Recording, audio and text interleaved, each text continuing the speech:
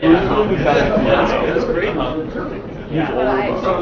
I had major. That's great. And oh my god, the stuff. I'm under pressure. Like dynamic stuff that like really great. I'm like, oh my god. Because I used, I think this is the first time whatever. Of course, I didn't do it once. So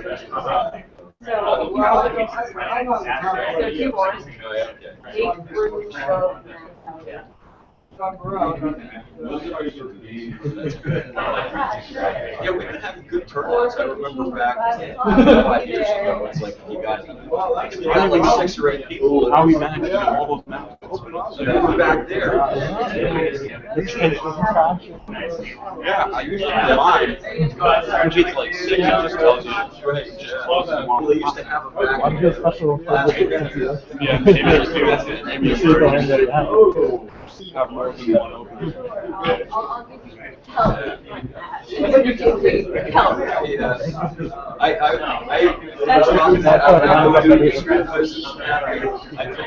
Why I like this one over the Professor playing Kent State. The new one, this doesn't have drop down. Well, That's a grid of where the best keep every model is at different time. So it's a lot easier to get things, but then you lose it once you're chosen. Yeah. This is a lot easier. It's about 11. Yeah, well, yeah, it's back then. Yeah. It's outdated. You had the elephant, you had the you used to get the 70s, you used to get the 72-hour, the 84-hour, like, So you're from there. Yeah. I'm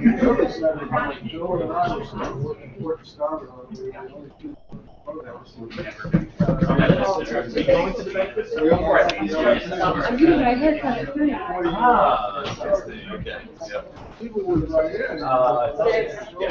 yeah. I know the Food? Yeah, I went up. We got out. We were wearing shorts. And here,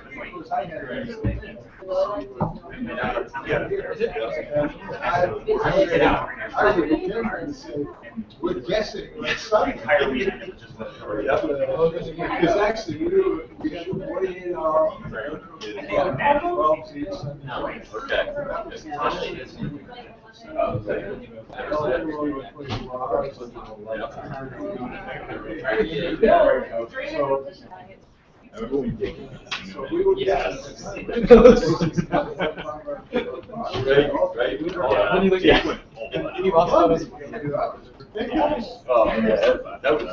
That might have been, might well have been, next middle of next month or something.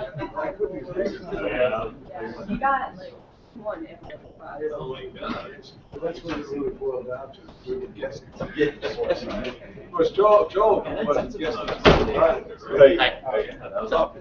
Never get Rocky Road, by the way. Yeah, it doesn't look very It good. doesn't taste very good. Big mistake. I'd like to start with the first one, get to the point where we're doing it, and then it'll switch over, so. Standing thing Yeah. seemed to make the most sense. Yeah. I actually hope You can teach me. So when you want to switch back and forth, Okay. to get out of the PowerPoint, escape, and then it's in Firefox. And then to go back to the PowerPoint, you just click there. I don't know, each It'll take week you back to the though, other side. the sun's getting stronger. Yeah. interesting. Right. And then Firefox. I believe if you're on any slide, It's also important. every stuff, whatever slide. Yeah, right. But it's, and we have that. And then you're just arrowing. Yeah, after you can go up, down, left, or space bar.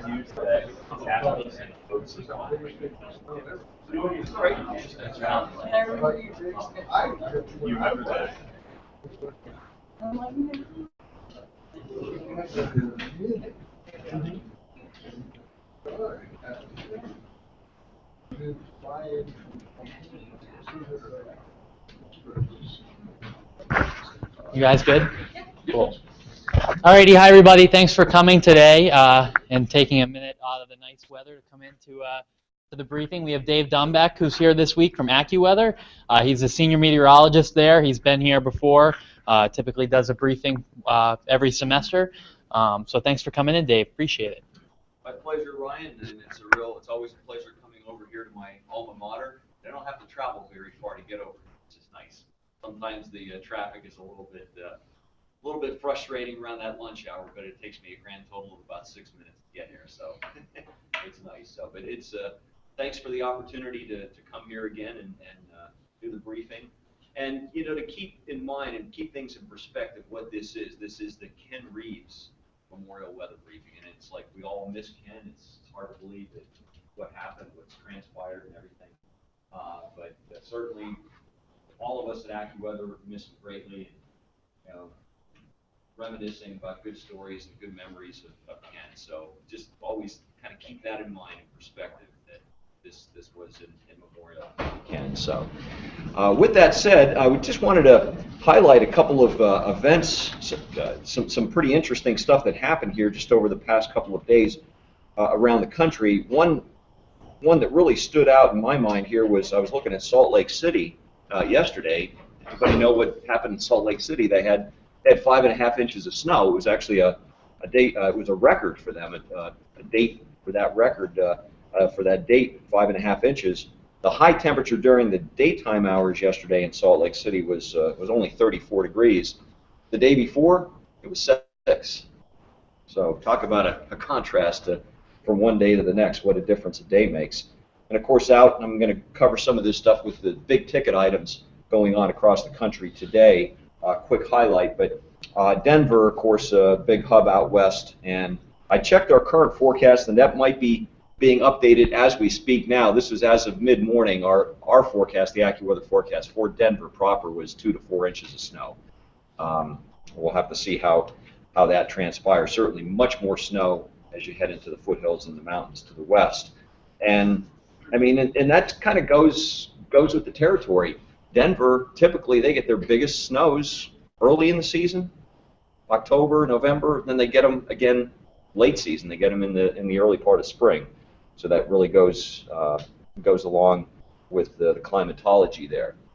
And of course, locally here, and we'll certainly talk about the local forecast this weekend, big weekend. Who knows what weekend it is? Blue-white weekend. The game, I guess this year they're shifting it a little later to 4 p.m. Start time, and all the other festivities that go with the blue-white weekend. Who else knows in Pennsylvania a big event going on?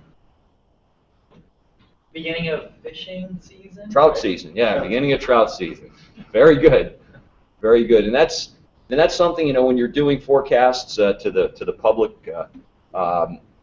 you know, you have to be aware and cognizant of what's going on, especially whatever market, whatever area you are. Sound local, sound like you know what's happening in that area. So yes, opening day of trout season for the northwestern 2/3 of Pennsylvania. They have 2 different openings. 2 weeks earlier it was the southeastern counties, and then this Saturday, 8 a.m., it'll be the opening of trout season, regular trout season for the rest of Pennsylvania. So very good on that.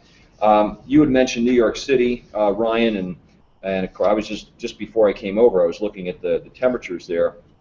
And it doesn't surprise me that we're in the low 60s there now.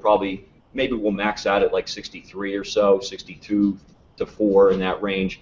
And where it looked like it might have been staying in the 50s, we've been nudging that temperature up for New York City the last couple of days. But what I've noticed and I've seen, and we've talked about this before, New York City typically when there's no flow, I mean the high was like basically right over them early this morning, and then it's been drifting off to the east. And typically when there's a light and variable flow and the flow is turning easterly there, and then eventually it goes to southeast, until it does go to southeast and comes off the water, temperature just keeps going up there. So we had to make some temperature adjustments there in New York City this morning. So with that said, I prepared a PowerPoint this morning, and I told Ryan this was basically done like 8 to 9 o'clock this morning. Some of the information might have been from 6C information and earlier this morning, but a lot of it is pretty current. I just wanted to start again with some of the big ticket items going on across the USA. Now, it's talking about the snow out west, and this is a graphic from our graphics features on the AccuWeather.com page here, highlighting where the snow is going to be out there in Colorado. You see a big ramp up in the snow amounts as you head west and northwest of Denver. And the other big ticket item, of course, is the potential for severe weather, some downpours, some gusty winds, some damaging winds, perhaps hail, and so forth. And that's our day one. I'm sure anybody that's been forecasting today has looked at the convective outlooks days 1, 2, and 3. This was earlier this morning. They do update them just about now, about 16:30Z this time of year is when they update the convective outlook. So that's our day 1. There's our day 2, and there's our day 3. So really kind of focusing on the same general area there. Does shift around some, but that is our, for the next 3 days, our convective outlook. If you look at the 300 millibar analysis, again, this was a 0Z. The 12Z is out now, but this was as of 0Z. Of course, you see, if I were to extend this a little farther south, actually there's a nice subtropical jet there coming into Texas, into Mexico. You've got the closed low out in the western states. Looks like it actually still is digging somewhat at this stage, and you have an exiting jet out through New England with a nice ridge to the west. Here's your 500 millibar ridge, and it was interesting yesterday as we looked at that. If you guys noticed, the high clouds were coming right up to the confluence zone, which was north of here yesterday, and it still is northeast of here. This was last night. You get farther northeast, and it's bright and sunny, and typically you'll see that happen in those situations where you have a split flow, and the high clouds will get pushed all the way to the very edge of the confluence zone, and sometimes even a little bit beyond. At least some high, thin cirrus will do that. So that's this morning's 500 millibar. There's your 850s, and boy, what a difference like several weeks makes. Remember looking at that in early March, late February, and it's like all the blues and everything showing up, and how the atmosphere really has warmed up a lot across the U.S. and the Northeast included. Still have some chillier air across far northern New England there, but certainly a big change from what we had not too long ago. Here's a little surface analysis, and Bill Syret had to head out. I was going to ask him to grade that, see what kind of grade he would give that map there with this map analysis. But you can see the high pressure system over the Northeast. That was early this morning. I think that might have been like an 11Z analysis. Nice big high over the Northeast. Nice wedge. And I was the map that I analyzed at work this morning. I think it was a 14Z map, and you could really see that wedge way down through Georgia, even into Alabama. And so the way that had that depicted was pretty good. And of course, you have the frontal boundary out to the west. And here's a surface pressure analysis. This is one of the tools in-house that we use at AccuWeather, where you could plot up different regions. Just happens to be the more of a northeast, Midwest and Northeast background here. But what it does is it plots up the surface pressures, and then it analyzes it every 1/10 of a millibar. So the gradient is going to be, it's going to look a lot stronger than what it really is, but very easily, I like using this tool in-house. It's very easy to get a kindergarten kid here to pretty much tell you where the surface pressure features are. You see the high over the Northeast, and you look at the gradient, from here westward. I mean, it's kind of breezy out here, but you look at the odds from like at Johnstown and areas that either upslope or downslope in the mountains here, getting some pretty gusty breezes now out of the southeast, and it's no surprise looking at the surface pressure analysis there. This is something I was looking at earlier today. You could use this tool. You could set the parameters: 3 hours, 6 hours, 12 hours, 24 hours, the flood guidance.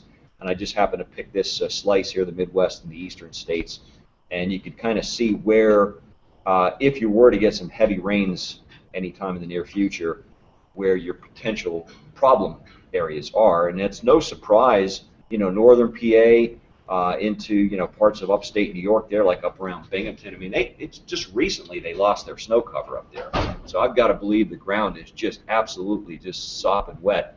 I was out last evening. I was digging some worms for fishing this weekend in my garden, and it really hadn't. Of course, the snow has been long gone, but that ground is very, very wet and gloppy, and I really couldn't plant anything in the garden. I don't really want to plant anything quite yet. But that ground around here is still very moist. And that's here. You can imagine what it's like in northern PA in southern New York State. And with that, tying in what we just looked at, here's some QPF totals. This is the GFS out through 12Z next Tuesday. And you could see the key didn't come in there, but you could see the heavier rainfall totals where they're focusing at. So West Virginia is sort of on the edge, but it's a little farther east. Certainly parts of Pennsylvania, the Mid-Atlantic region, we're going to be in store for some pretty good rains here.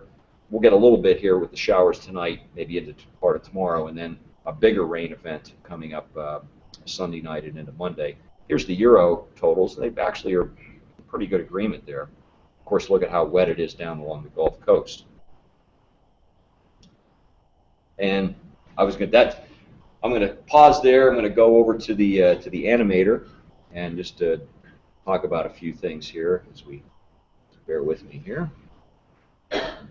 I am going to do a little piece here as we get done with the with today's presentation here and talking about the upcoming weather. I have a little piece that will probably take 5 to 10 minutes or so, just some reviews of forecasting along the coast, some tips of coastal forecasting. I guess the first thing to start off here, we'll go over to the satellite loop here. And again, when you're forecasting, obviously, I kind of force myself on a regular basis. I really do force myself to look at current information first, and not go right to the models. I know, that's easier said than done at times, and there are times when you're in a crunch, or maybe you're at home even, you want to look at something real quick and you go right to the models. But you really want to focus on what's happening right now and kind of pick apart the atmosphere, what's happening, why is it happening, and then where is it going from there, and then you start looking at the models later. But I mean, that really tells the story there. Again, this is just a visible loop here. You can see the spin out west with that closed low system that's going to be and is producing snows out in the Rockies there. You can certainly see a lot of moisture, Gulf Coast area.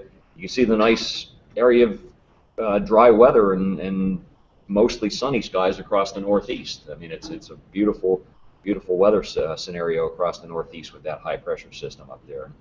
And of course, then you go up farther north, you could see still a lot of ice up there on James Bay. You'll see that for a while up in James Bay and Hudson Bay. You'll see on those visible shots. The ice really does like to hang on up there. And then as we go over to the radar, and again, this is just a composite across the country. Really does tell the story. Very quiet out west, California, Washington, Oregon, those areas. There's your spin in the Rockies. There's your snow showing up.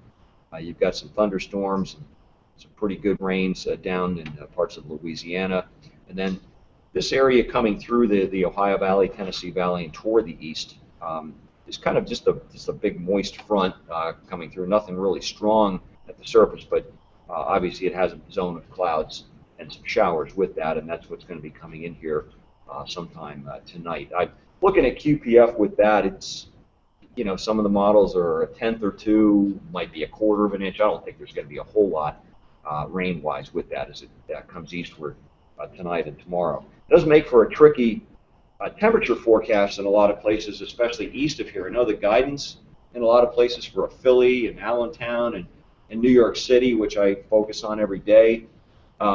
Guidance is kind of suggesting like a 66, 67, 68 there tomorrow. It might get there, but I'm just concerned that it's just pretty cloudy and pretty moist most of the day, and it starts to break up and the showers move out of there a little too late in the game for it to get that high. So our forecast, we're undercutting numbers a little bit there tomorrow at 64. So just for what it's worth. And now on the animator, I'm going to go through different. I'll kind of shift this around here. We'll go look at some of the maps that I've got here. We'll start here with the 300 millibar, 250 millibar actually. Again, kind of looking at the jet pattern across the U.S., picking up where jet streaks are. That's at be at 18Z tomorrow. A nice jet streak there, coming up into Texas there. And as we go out into the weekend, there's Saturday evening, get out into Sunday. And there's an interesting looking jet streak coming up into toward the Ohio Valley by the end of the day Sunday at 84 hours. That's a nice jet streak up in there.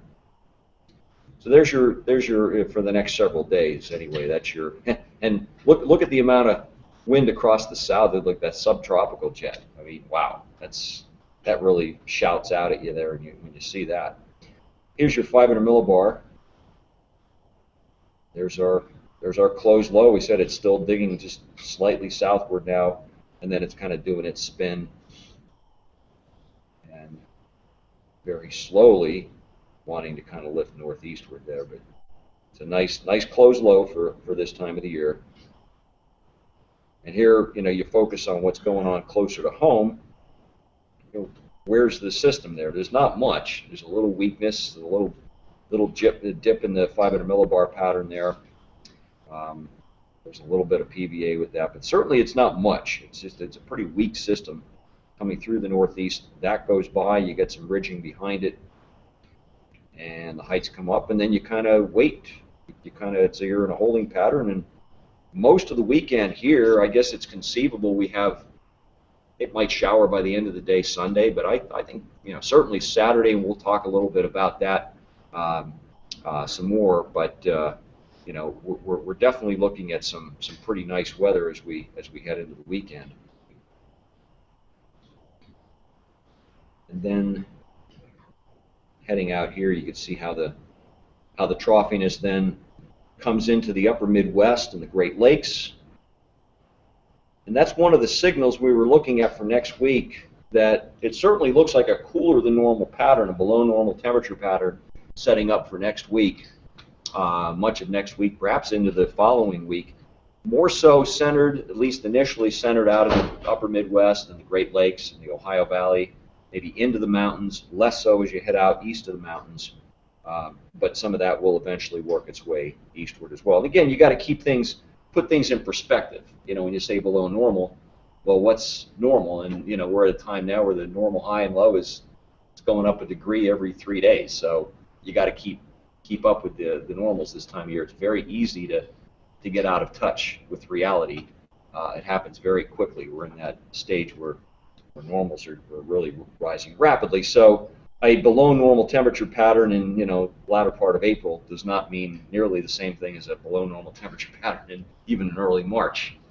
So again, put things in perspective. So here's some of the surface maps here. This is the QPF and the pressure analysis here. This is the NAM.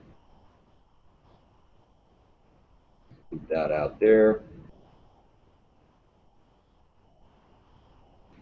And then of course there's Sunday evening, on the NAM. That's the leading edge where it has the rain leading edge by Sunday evening at 8 o'clock at 0Z. This is your Euro here. This is stuff coming through tonight. Weakening, moving away. It's your Saturday, and then you head into Sunday. And here's where the Euro has the leading edge of the precip by the end of the day Sunday. It's close to us. Maybe it does, maybe it doesn't. Certainly most of Sunday, vast majority of Sunday, I would think is going to be dry around here. And then it's got a decent rainstorm, kind of focused more so from here south and east, really kind of focusing on the mid-Atlantic. And I suspect what you're going to see happen, even though the main low is going to be up pretty far north in the Great Lakes, that pressure pattern, when you see that weakness, is sort of that little bit of a gap in the pressure field. That to me indicates that there's going to be a triple point low in there somewhere, and that'll be a big temperature nightmare figuring out where the triple point low is going to be on Monday, because south of the track of the triple point low, you'll get into some pretty warm air, some pretty mild air. But if you're north of there, it exits, let's just, for example, say it goes from maybe the Chesapeake Bay over towards South Jersey or whatever. North of there, it's going to stay very cool. It's going to be a very clammy, cool, damp, wet day. In New York City, it's probably no better than mid-50s. Allentown will probably be the same way. Certainly New England is going to be a very chilly day. We got the marathon on Monday. We're looking at that. That's going to be a real critical issue there. Does the rain start at 9 a.m. when the race is starting around there mid-morning, or does it wait until kind of toward the end of the race? I still think the heaviest, the steadiest, and heaviest rain in Boston is going to probably happen after the race is over, but the question is, does it actually start to rain at some point during the race itself in the morning? So that's a critical forecast in there as well. Here's this is the precipitable water. I like using this every day. This is a really nice, I mean, just again, very quickly, you could glance and see where the atmosphere is moist, where it's not so moist, and how the progression of things looks. That's a really kind of pointing there toward getting out into Monday. Here's the next one down. There's our, I don't know what I just did. Oh, you know what I did? I called up that one individually. It's getting a little sticky here, Ryan, with this. All right, here we go. Here's our dew points. Dew points become more and more critical this time of year in forecasting. Dew points are always, you look at dew points every day. There's not a day that goes by you don't look at dew points. But especially as you get into the convective season, it gets more and more critical to look at those dew points and the forecasted dew points every day. You can really kind of see where the tongue of moisture is if you go out. Future, there's some severe weather parameters. Here's your CAPE, your mixed layer CAPE. And you don't have to, it doesn't take rocket scientists to figure out where the atmosphere is most unstable here as you head into the end of the day here today and this evening. And then you look out at tomorrow. I mean, wow, there's some really high capes.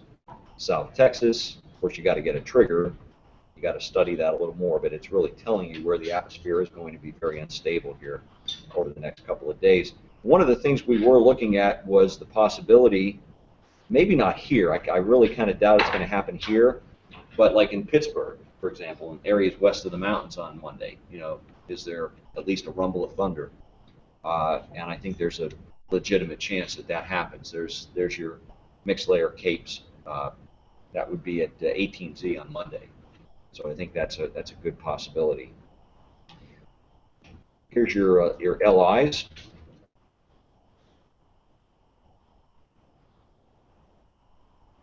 And really focusing on that area down in Texas, the Southern Plains, the Gulf Coast area. And as you go out farther into the future here, there's a little bit of a spike up there. 18Z Monday, there's your LIs. So it really is kind of telling you that not too far south and west of here on Monday, there probably will be at least some rumbles of thunder, if not more than that. There's another thing I like to look at every day. Winter, summer, I mean every season, I'd like to look at the low-level jet. And that's a lot of times very critical, not only with severe weather, but a lot of times seeing where there's a focus of moisture and upward motion.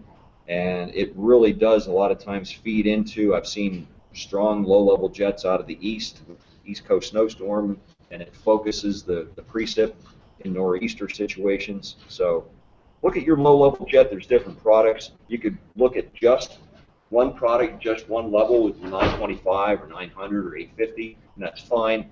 The product that we have here on the animator is nice because I think it's basically it's kind of giving that whole slice up to 850 or so, and so you're kind of getting a blend of those lower levels, and it blends that together in one product called the low-level jet. That's interesting here. Remember we saw that jet streak, the 300 millibar, 250 millibar jet streak coming up into the Ohio Valley, Tennessee Valley late Sunday, and here I'm seeing that coincide with the low-level jet at that same time. So that's, to me, that's like a, you know, buzzers are starting to go off. Focus on this area late Sunday and Sunday night. Something, you know, some kind of funny business is going to happen weather-wise when I kind of see a combination of those two factors coming into play together like that. And there, you know, remember I was saying, you know, look at the low-level jet in different parts of the country. Here, that's an interesting setup there for Monday. That's the GFS out to 18Z on Monday, and look at those, you know, look at those winds coming in out of the south-southeast, and look at that low-level jet, and the air is going to be pretty moist. So no wonder it's forecasting quite a bit of rain maybe a 1 to 2 inch rainstorm in parts of Pennsylvania, especially down the southeast and mid-Atlantic region here on Monday, with that focusing of the higher dew point air and the juicy air coming up. And here's your 850s as you go across from now. Again, that's we looked at this morning, and here's your prediction of 850s. And boy, there's really a lack of chilly air across most of the country. Here comes some. You know, finally, it's really starting to show up next week. But look at where the main focus is first, initially, upper Midwest into the Great Lakes, and eventually that might become a little more prevalent as we head out into the future. So, any questions on it? I know I'm kind of going through some stuff pretty quickly. I'm sort of scattershot and shotgun, you know, a lot of different things I'm trying to cover here at once. And certainly, we'll have more opportunity for questions or comments or whatever as we get toward the end of the presentation. But now, let's see, Ryan, we want to hit the PowerPoint. Okay, now, let's see here. All right, I'm going to go to, well, this is what I'm going to talk about here at the end. That's just a little teaser. That's actually Wildwood Crest, one of my favorite Jersey Shore beaches. Kind of looking up the beach there toward the boardwalk and that's we're going to talk about that in a second. But let's look at some gridded data. You guys, I'm sure you guys use some gridded data. Nice, it kind of breaks the atmosphere down. You want to go full screen? Hold on one second. Oh yeah. There we go. Okay, thanks. Yep. Breaks down the model in tabular form, column form, and I use this every day. I mean, there's not a day that goes by and I use it multiple times. It's really great. You got to take, like, let's say the 2 meter temps, for example. You take that with a grain of salt. It's not going to be exact on the numbers. You don't take that verbatim. But I like to look at trends. Like, let's say you're in a stagnant weather pattern, not much is changing from day to day. What I'll look at is like the 18Z temp today versus the 18Z temp tomorrow. Maybe it's, you know, half a degree Celsius lower tomorrow. It's like, okay, well, kind of makes sense. It will be a degree or two lower tomorrow, maybe. So I like to look at trends. But this is GFS gridded data. Again, this was the 6Z run for State College. And really wanted to focus on Saturday. And we're talking about blue-white weekend. You know, lots and lots of people here in town for the game and just the other festivities and the alumni coming into town. To me, and fishing season, I mean, it looks like it's a great day. I mean, to me, it looks like it's going to be a great. We're going to look at some of the soundings in that in a second, but I mean, I'm really encouraged about Saturday being a beautiful day here. And this is what I wanted to point out here is the here's 18Z on Saturday, but look at the 850s here. You know, +7, at least around +7, and a good rule of thumb, you know, for us here at 1,200 feet in elevation, we add about 13 Celsius to the 850 temp. You bring it down dry adiabatic, and that gives your high. So okay, well, let's do the math. 13 and 7. What do we got there? You know, we have 20 degrees. We have 68. However, there's no leaves on the trees. There's no vegetation to speak of. Yeah, the grass is greening up some. It is going to rain a little bit tonight, yes, and the ground is still, deep down in, there's still a lot of moisture. So it's not a classic case, what I would call a super adiabatic setup like we see sometimes, where it's like bone dry and maybe it hasn't rained for 10 days, a week or 10 days, and the topsoil gets dry. There's no leaves on the trees, so the sun could do its thing. So I've seen on those cases in late March and into April, you get dry adiabatic, you do the math, get the dry adiabatic lapse rate, and then you add another 2, 3, 4, 5, 6 degrees on top of that. I think this is going to be, I predict Saturday will be an overachieving day. If you just looked at 850s and try to take it down and do the math there, I think you're going to be at least a few degrees higher than dry adiabatic that day. It is going to be somewhat super adiabatic. Again, there's no leaves on the trees yet, so you don't have to, the sun doesn't have to work as hard to evaporate. You don't get the evapotranspiration off the leaves of the vegetation. Now that's the GFS. Here's the Euro gridded data, and that was even warmer I believe. Look at the temperature there at 18Z Saturday, and again, this is on the Euro, +9. Okay, so do the math there. 13, 9, 22, that's 72 degrees. That's just pure triadiabatic. Now, if you added an extra couple of degrees, could it be 75 here, 76 on Saturday? I don't think it's like entirely out of the question. Bottom line, it's a great day. It's a warm day. We had one of those on Monday, I guess it was. That was great. It was a beautiful day on Monday. And here's some of the soundings. This is the NAMS QT, and it's just saying it's well mixed. I mean, look at that sounding at 18Z Saturday. Does that look pretty nice?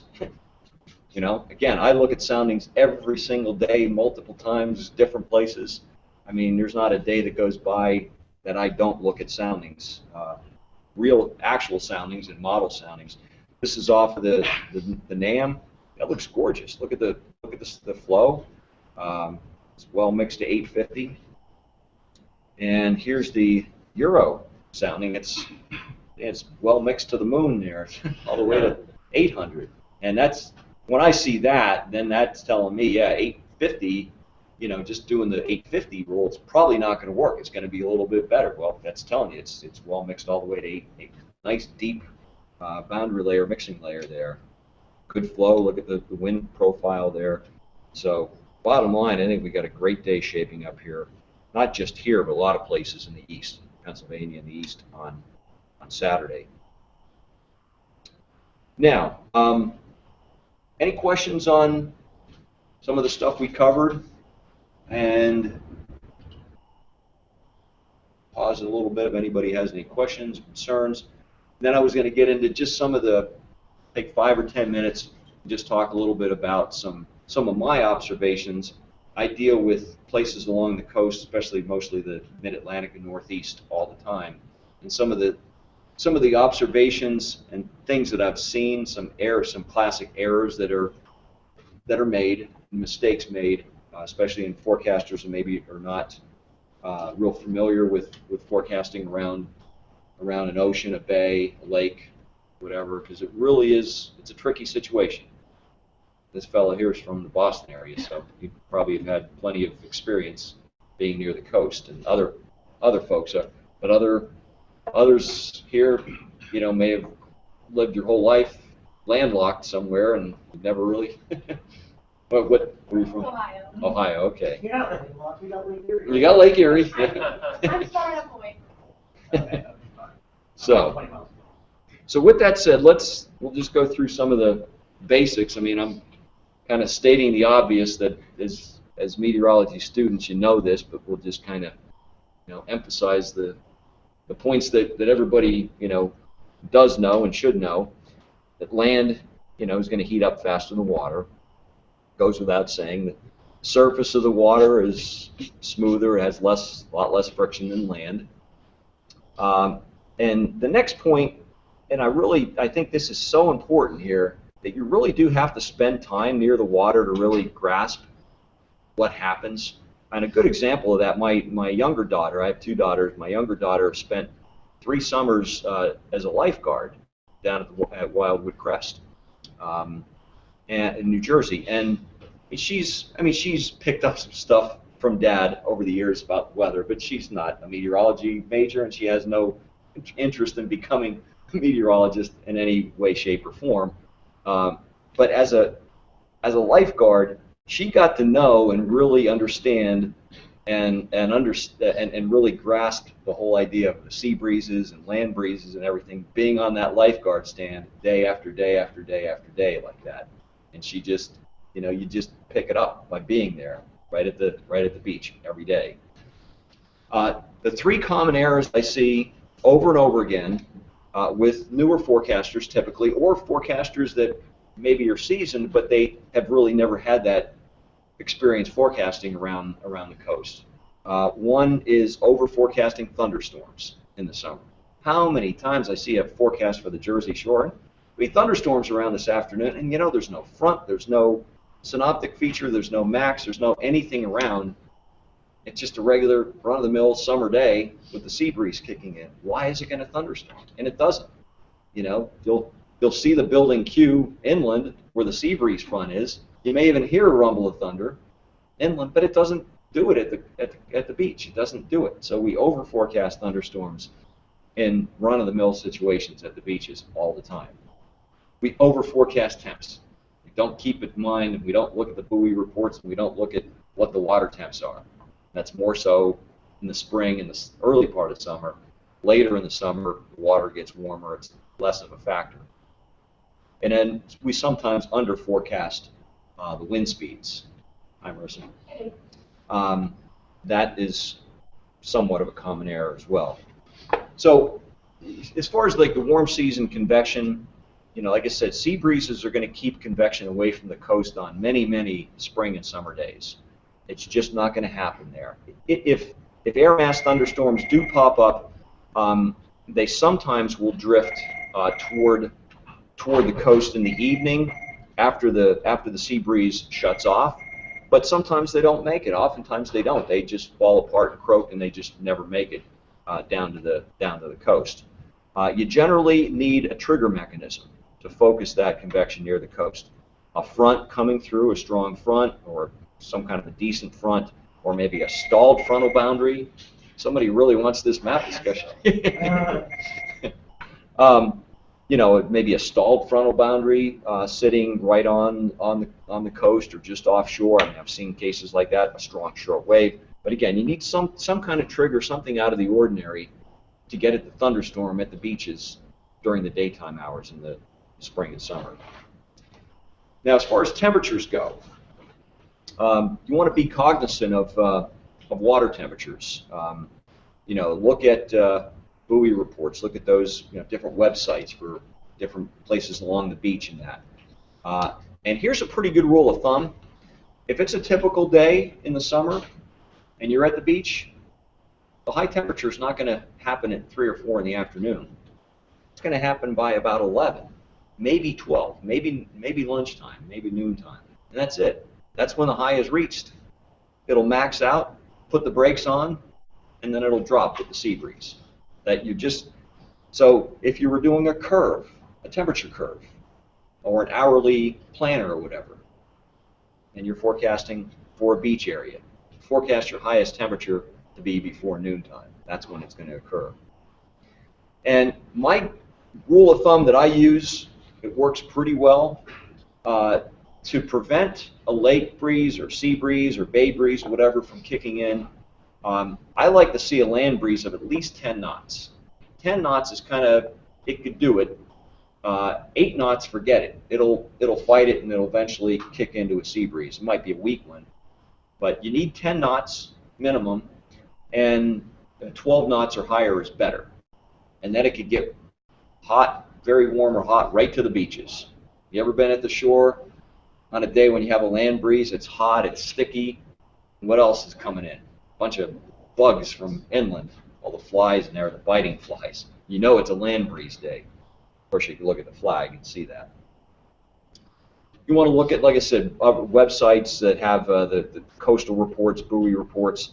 Don't rely on the inland airports to get, you know, what your temperature is.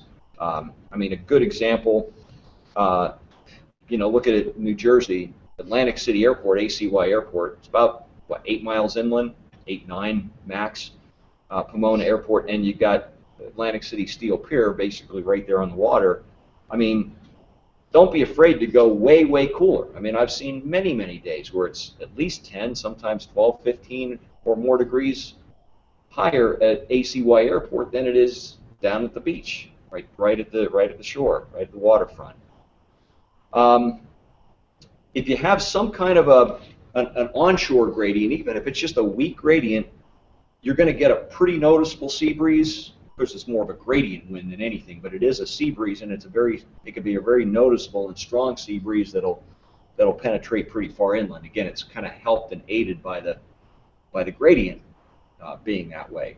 If you have a weak offshore gradient, very weak, it's an offshore gradient that's very weak, you'll get a sea breeze. It'll fight it, and maybe your high temperature that day won't be at 11, might be at 1, might be just a little bit later, and it'll fight it, and then it'll switch in, and then it sea breezes. But typically in those cases, it's a more feeble sea breeze. It doesn't go as far inland. It might only go a few blocks inland, and then it's pretty hot just less than a mile away inland in those cases. Watch the shape of the coast. Remember, I always say geography is so important. You can't be a good meteorologist unless you know geography. And the shape of the coast. I gave you an example here. Here's southern New Jersey. There's the Delaware beaches. But just picture there being let's say a 200 wind. A 200 wind all along the Jersey Shore, and certainly you focus on Atlantic City, that could be cool. And I've seen days when this happens. It might be in the mid-70s at Atlantic City, and on that same day with that same, this is not just a standard run-of-the-mill sea breeze, David. It's a gradient wind, like out of 200 or so. That same day it might be 75 in Atlantic City. It might be 90 at Rehoboth Beach or Bethany Beach or some of the places along the Delaware beaches, again, because of the shape of the coast.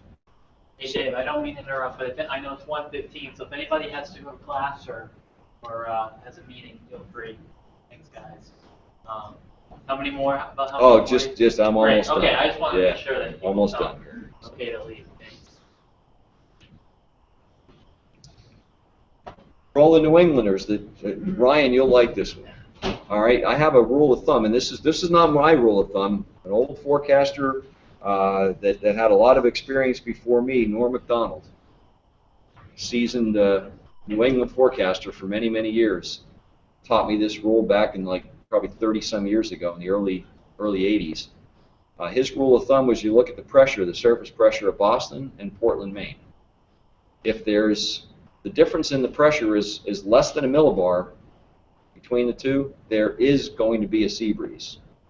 Millibar or less, there will be a sea breeze. Now, if the pressures are lower up in Portland than Boston, which tells you there's some low up in the Maritimes, whatever, it's an offshore gradient, it's going to be a weak sea breeze. It's very feeble. It might struggle, but it will kick in. And of course, when the pressures are higher, then it's a no-brainer. It's an onshore gradient. But that 1 millibar difference, and you watch that, and especially so when you have an offshore gradient, and it looks like, oh, it's going to be a land breeze. If it's a millibar difference in pressure or less, it'll sea breeze at Logan Airport. So, little rule of thumb I learned many years ago. If the gradient wind is onshore through the night, a lot of times you're going to see this. You're probably going to see this happen tonight in New York City. Is a good example. The wind's turning southeast this afternoon, going to stay south or southeast all night long. Dew points are coming. Your low temperature, I mean, unless it does it by way of heavy rain and wet balls, whatever, different story. But if it doesn't precip, a lot of times in those situations, your low temperature is going to be reached early. It may be reached by 7, 8, 9 o'clock. And then temperatures just don't go anywhere the rest of the night. So a lot of times, you're doing a radio station or a TV or any other kind of client, you're looking, oh boy, we have a low tonight of 52 in Central Park. It's 53 right now. It's 8 o'clock. I'm going to take it down to 48. Well, it just goes nowhere. It just flatlines. Maybe it drops 1 more degree and the low is 52. So that's going to happen. And then as you get later in the summer and early, when the water temperatures peak, like in August, sometimes it stays real warm, the water temperatures even into first week or so of September.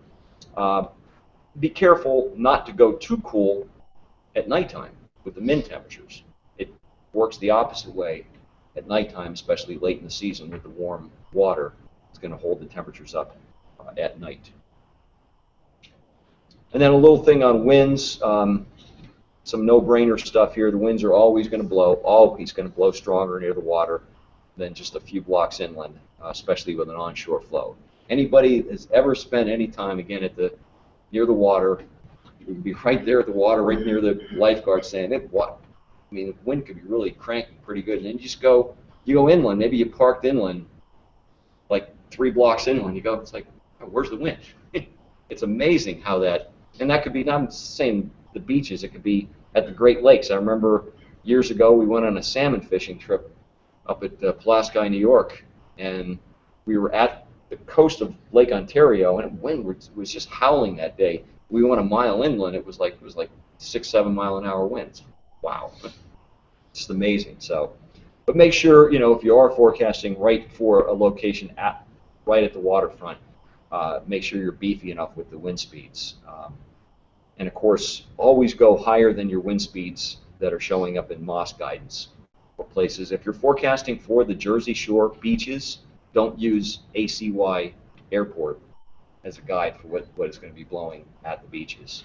So, and that's all I've got. Any questions on anything? Any questions? And that's all going to be online, so if you want to see those slides, they'll be up on the YouTube. So thank you guys. Thanks, Dave. That was great. Thanks so much. And next week, Bob Smurbeck, yeah, he'll be here next week from AccuWeather, and then the week after that, it's Rich Grum, and then that's it till the fall. So thanks, Dave. This was an honor being able to have Dr. Kerr there listening.